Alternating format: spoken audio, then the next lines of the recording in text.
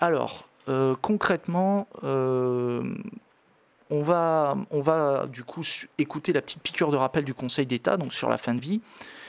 Alors, juste pour qu'on mette les choses au clair, la fin de vie, elle est réglementée dans le Code de la santé publique. Et au regard des dispositions du Code de la santé publique, le médecin qui est en charge d'un patient, il doit arrêter ou ne pas mettre en œuvre des traitements qui apparaissent inutiles, disproportionnés ou sans autre effet que le seul maintien de la vie artificielle afin d'éviter toute obstination déraisonnable dans le maintien de la vie du patient. Voilà. Donc en gros, le médecin en gros doit cesser tout acharnement thérapeutique. C'est ça l'idée. Alors, bien sûr, il y a quand même une condition primordiale à respecter, c'est que le patient doit être hors d'état d'exprimer sa volonté. Et il faut aussi que la décision soit prise à l'issue d'une procédure collégiale qui est destinée à éclairer le médecin sur le respect des conditions légales et médicales sur l'arrêt du traitement. Ensuite, le Conseil d'État prend aussi le soin de nous exposer, si je puis dire, les différents traitements qui sont susceptibles d'être arrêtés. Et notamment, on a la ventilation mécanique, on a l'alimentation et l'hydratation artificielle. Bien sûr, c'est encore une fois à condition que ces traitements constituent une obstination déraisonnable. Si on part du principe que la ventilation mécanique ou que l'alimentation ou l'hydratation artificielle ne constitue pas une obstination déraisonnable, alors le traitement peut être poursuivi. Mais par contre, si on est dans le cas d'une obstination déraisonnable, là, le médecin doit les arrêter. Bien sûr, encore une fois, sous réserve des conditions que je viens d'exposer, à savoir le fait que le patient doit être dans l'incapacité d'exprimer sa volonté, et il faut qu'il y ait procédure collégiale. Voilà. Du coup, qu'est-ce qu'on a d'autre dans la boîte à nuggets ?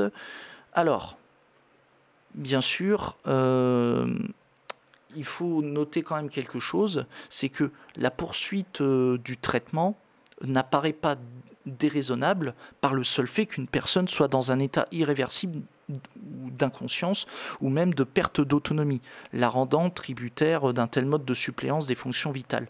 En gros, c'est pas parce que la personne est dans un état d'inconscience ou dans une perte d'autonomie et qu'elle au point de devoir bénéficier de la ventilation mécanique ou d'une alimentation ou une hydratation artificielle que la personne subit un traitement déraisonnable. En fait, il y a plusieurs éléments que le médecin doit prendre en compte pour vérifier si les conditions d'un arrêt des traitements de suppléance sont réunies. Alors, s'agissant donc d'un patient qui est victime de lésions cérébrales graves. Et en somme, pour décider si le traitement constitue en somme une obstination déraisonnable et qu'il y a lieu d'arrêter, le médecin doit se fonder donc sur un ensemble d'éléments, alors qu'ils sont médicaux ou non médicaux, et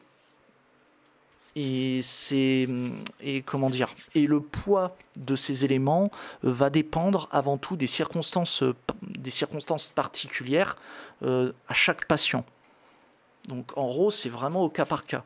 Et il n'y a pas tel élément médical ou non médical qui va, si je puis dire, prédominer à l'avance. Il faut d'abord que le médecin regarde la situation dans laquelle le patient se trouve pour dire si tel élément médical ou tel élément non médical, en somme, va peser plus dans la balance pour décider si oui ou non on continue les traitements.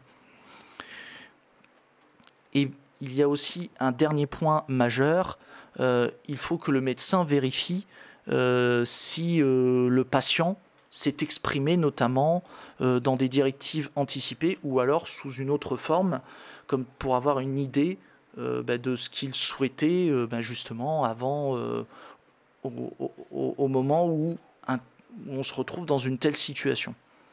En gros, les directives anticipées, pour le dire très simplement, elles sont là pour dire si oui ou non le traitement doit être poursuivi ou pas. Voilà. Bon, après, pour tous les éléments que je viens de citer, donc je vais juste vous transférer la décision parce que je me rends compte que je ne l'ai pas fait. Hop, donc je vous transmets, comme ça vous pouvez en prendre connaissance. Et du coup, si vous voulez retrouver donc tous ces éléments liés au cadre juridique, je vous renvoie du coup, alors il ne faut pas que je dise de bêtises, donc c'est au paragraphe 8 à 10 de la décision. Voilà. Bon, maintenant que je vous ai exposé le cadre juridique, on va pouvoir rentrer dans le contexte. Et si vous voulez vraiment le détail du contexte, ben, je vous renvoie au paragraphe 11 et 14 de la décision. Mais vous allez voir, le contexte est vraiment pas joli. Alors accrochez-vous, ça va secouer. Alors pour la petite histoire, en fait, l'homme en question a été victime le 18 mai 2022 d'un polytraumatisme grave qui a été compliqué par un arrêt cardio-respiratoire après son écrasement par un véhicule utilitaire sur lequel il effectuait des réparations et qui a malheureusement causé une absence d'oxygénation du cerveau durant 7 minutes. C'est vraiment tragique, franchement c'est horrible. Et du coup, le pauvre homme a été admis au centre hospitalier de Valenciennes et pris en charge par le service de réanimation, au sein duquel il a été placé dans un coma afin de stabiliser son état de santé. Alors, il y a un suivi et des examens ont eu lieu du 20 au 30 mai 2022, établissant l'absence de réflexe du tronc cérébral ainsi que l'absence d'activité cérébrale et des lésions anoxiques sévères. Et après une étude du dossier par les équipes de neuroradio et éthique du centre hospitalier, et après le recueil de l'avis de réanimateurs extérieurs, l'état de ce monsieur a été considéré comme insusceptible d'amélioration. Et dans ces conditions, l'équipe médicale a considéré que la poursuite des thérapeutiques invasives constituerait une obstination déraisonnable dans des traitements parce qu'ils apparaissaient inutiles, disproportionnés ou sans autre effet que le seul maintien artificiel de la vie. Et du coup, maintenant vous connaissez la chanson, il y a une procédure collégiale qui a été engagée et qui a conduit à une décision, celle de procéder à l'arrêt des soins et des traitements. Cependant, l'exécution de cette décision... Oh punaise, excusez-moi, il y a mon chien qui fait des conneries.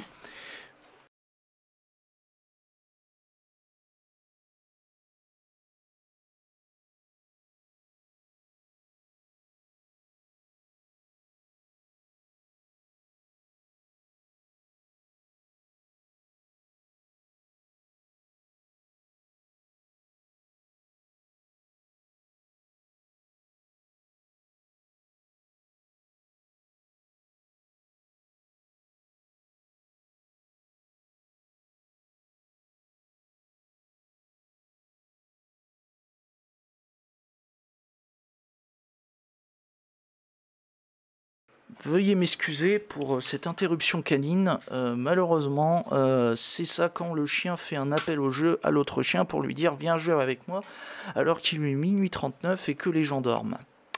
Ah là là. Bref. J'aime quand même mes toutous, mais quand même, qu'est-ce qu'ils peuvent être chiants. Du coup, j'en étais où avec mes conneries? En plus, le pire, c'est que ça va apparaître sur la capsule de YouTube. Bon, c'est pas grave, c'est pas dramatique. Désolé pour les gens qui regardent la rediff. Enfin, du moins la capsule. C'est dramatique. Il n'y a rien qui va dans ce live. Bref, pour en revenir à cette tragédie, sachez que cette décision d'arrêt des soins et des traitements, elle a été suspendue par une ordonnance donc, du 8 juin 2022 qui a été prononcée par le juge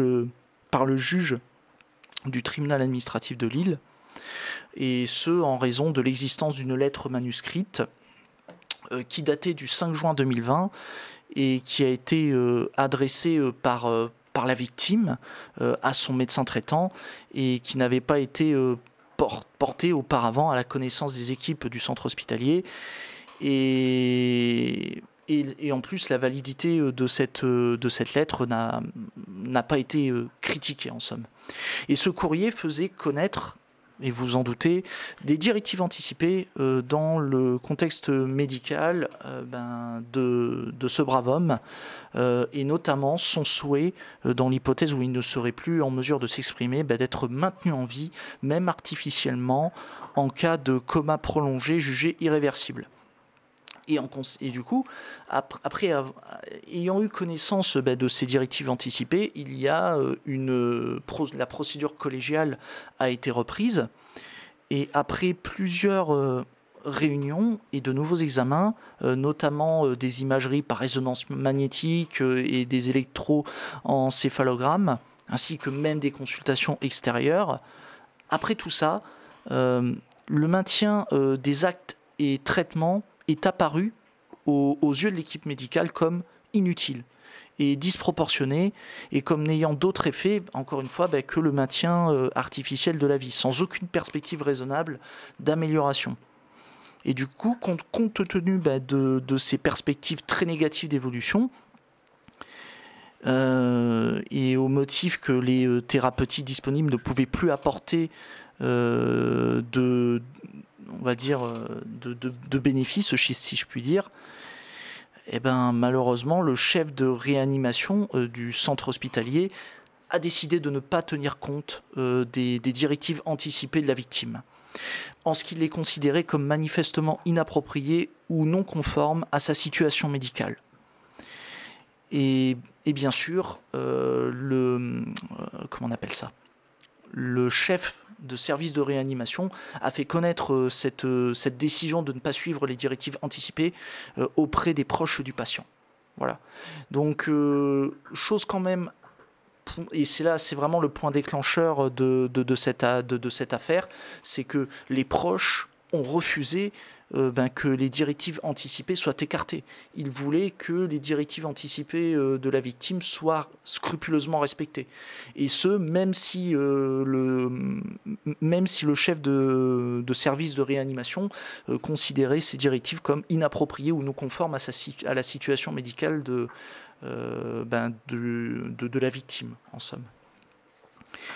Et du coup, ce qui s'est passé, c'est que les proches ont saisi à nouveau le tribunal administratif de Lille.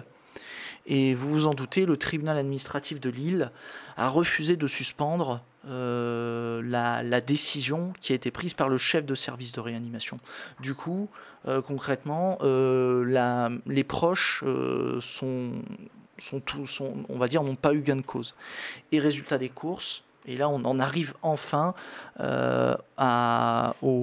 à l'essentiel, c'est-à-dire que la famille arrive devant le Conseil d'État pour obtenir gain de cause. Et vous allez voir qu'en plus, entre-temps, il faut quand même prendre en compte le fait que 3 mois après son admission, je veux dire, l'état de la victime est caractérisé par une abolition de la conscience qui résulte de lésions anoxiques, et on a un tracé plat de l'électroencéphalogramme montrant l'absence de toute réactivité et établissant un pronostic neurologique qualifié de péjoratif. Et il est aussi dans l'impossibilité de respirer durablement sans ventilation mécanique, et il a une difficulté particulière pour se nourrir en raison de vomissements récurrents et de diarrhées abondantes et persistantes. Voilà. Donc autrement dit, là comme vous pouvez le constater avec le descriptif que je viens de vous donner, l'état de la victime est vraiment préoccupant, et du coup il ne faut plus traîner. Là, clairement, le Conseil d'État, malheureusement, va devoir rendre une décision rapidement. Et malheureusement, ça ne sera pas tellement le cas, parce que la famille a décidé de recourir à un procédé qu'on a déjà évoqué ensemble, à savoir la question prioritaire de constitutionnalité. Et oui, la famille a tenté d'aller plus loin en tentant de contester les dispositions de l'article 1111-11 du Code de la santé publique et qui permet justement aux médecins de passer outre les directives anticipées du patient, pourtant désireux d'être maintenu en vie. Et oui, concrètement, ce qu'a décidé de faire la famille, c'est pour augmenter ses chances d'obtenir gain de cause, la famille a décidé de contester la loi qui confère justement ce pouvoir aux médecins de ne pas tenir compte des directives anticipées. Et ce qu'espère tout simplement la famille, c'est de faire sauter cet article, si je puis dire, c'est d'obtenir la censure ou l'annulation de ces dispositions du Code de la santé publique, afin que le médecin ne puisse plus faire obstacle aux directives anticipées de la victime. Voilà, tout simplement. Après, je vous dis que pour réussir leur coup, c'est pas gagné. C'est pas gagné parce que déjà, il faut que le Conseil d'État accepte de transmettre la question prioritaire de constitutionnalité. Et admettons qu'elle soit transmise, il faut encore que le Conseil constitutionnel accepte si je puis dire, d'annuler ou si je puis dire censurer les dispositions du Code de la santé publique. Voilà. Parce que c'est pas parce que le Conseil d'État transmet la question prioritaire de constitutionnalité au Conseil constitutionnel que ça y est, c'est gagné, c'est bingo. Et surtout qu'il ne faut pas oublier que pour que la question prioritaire de constitutionnalité soit transmise, il faut qu'il y ait plusieurs conditions qui soient remplies. Il faut que les dispositions législatives qui sont contestées par les requérants soient applicables au litige. Il faut qu'elles n'aient pas déjà été déclarées conforme à la Constitution, et enfin, il faut que la question prioritaire de constitutionnalité ait un caractère sérieux. Et en gros, pour le caractère sérieux de la question, ça veut dire qu'il faut que les requérants démontrent qu'il y a un doute sur la constitutionnalité des dispositions du Code de la santé publique.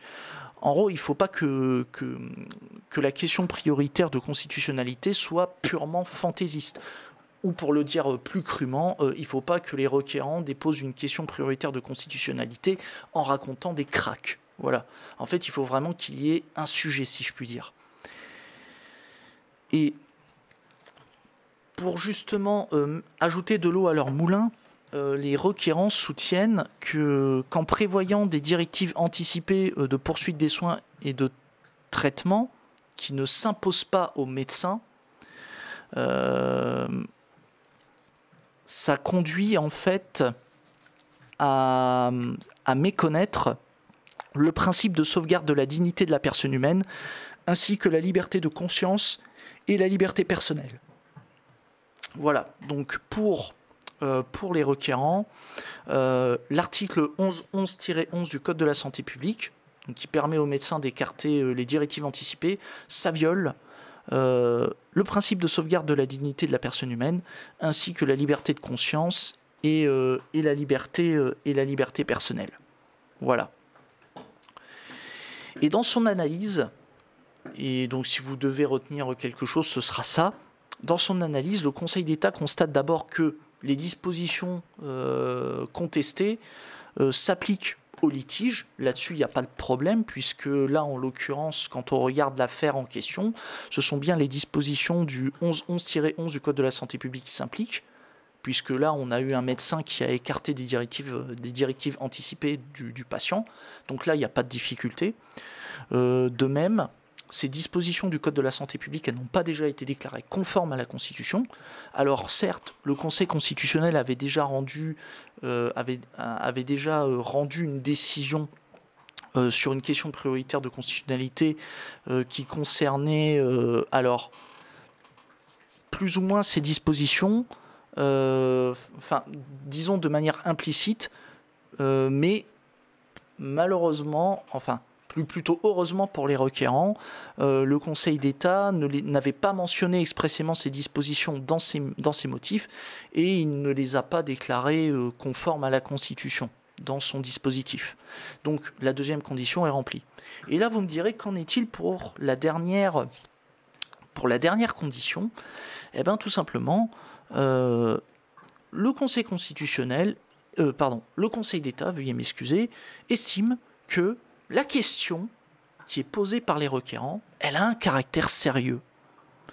Et elle soulève, au regard des... oui, elle a un caractère sérieux. En gros, les éléments qui ont été apportés par les requérants ont convaincu le Conseil d'État de transmettre la question prioritaire de constitutionnalité au Conseil constitutionnel. Voilà.